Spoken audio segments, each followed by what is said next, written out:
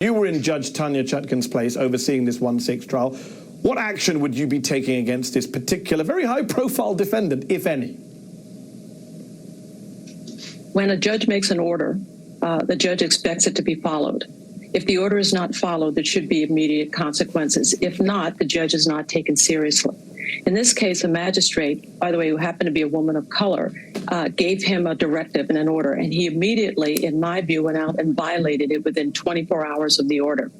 So it is likely that this issue will be brought before Judge Chutkan, not the magistrate. And for her, I think it is absolutely important that people who do not follow the judge's orders face immediate consequences. So in this instance, I know that the other prosecution is asking for a protective order, but there's still the issue of that order, the threats that he's made being violated when he was told not to. So I analogize this to a parent raising a child. I have 2 daughters. I raise them with love, and I also raise them to understand there are consequences for your bad behavior. And in this case, there have to be immediate consequences. So for a child, it's usually, well, you can't go somewhere, you can't go to the party, or a timeout. Here, It's important that he have a timeout. And in my view, the timeout would be, get your toothbrush and spend about 3 to 5 days sitting in jail to think about how serious this is. And now when he's back in court, do you understand this? You got it? Okay, let's proceed. Hopefully, lesson would be learned.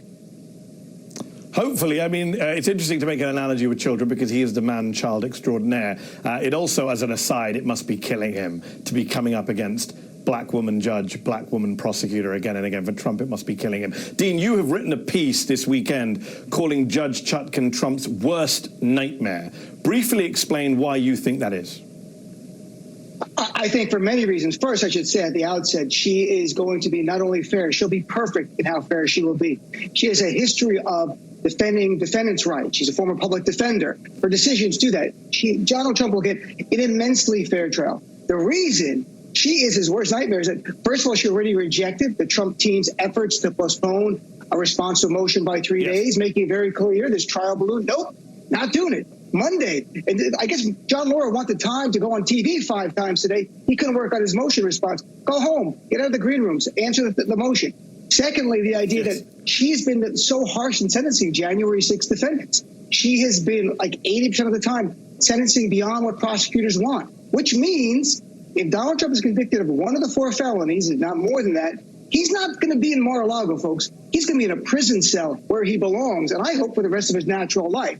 And also, of course, as the judge has mentioned, that the judge is a black woman, an immigrant, something that Donald Trump really has a problem with. We all remember the send her back chants that he led about Congressman Omar and 4 of the 3 women of color who are in Congress. So together, she's a great judge. She's going to be extremely fair, but she's not going to put up with his games. She's already making it clear, and she's going to send him to jail if he is convicted.